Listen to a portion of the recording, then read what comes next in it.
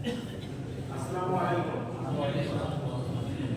আমাদের গ্রামে একটা যুবকদের সঙ্গে গ্রুপ খোলা হয়েছে, পাশাপাশি গ্রাম থেকে অনুপ্রাণিত হয়ে প্রথমে নওয়াপাড়া গ্রামে আমি একটা জলসায় গিয়েছিলাম।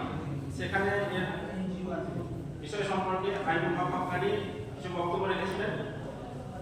তখন এই বিষয় সম্পর্কে জানতে পারি এবং আমাদের পাশাপাশি গ্রাম বিলসুয়া, এখান থেকে আমরা অনেকটাই অনুপ্রাণিত হয়েছি এবং আমি একটা গ্রুপ খুলেছি।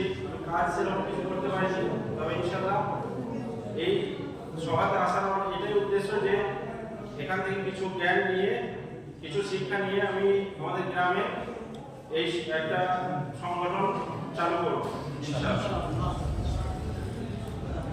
তাই এই সকল দিদি ভাইদের একটু সাহায্য প্রয়োজন, বিশেষ করে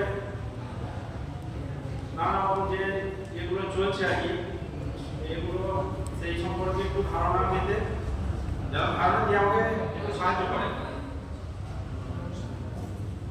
কারণ বর্তমান গ্রামের পরিস্থিতিগুলো অপসংস্কৃতির কালচারে একদম পরিপূর্ণ ডুবে গেছে। এই জন্য একটা মক্তব চালু আমাদের গ্রামে করতে চাইছি এবং এখানে কোরআন শিক্ষার পাশাপাশি আকীদা শিক্ষা, যাতে ইসলামিক জ্ঞান মানুষ পায়, বিশেষ করে ফিকটা যাতে মজবুত হয়, এটাই আমার একটা চালু করার পরিকল্পনা রয়েছে ইনশাআল্লাহ। তাদের এই বলে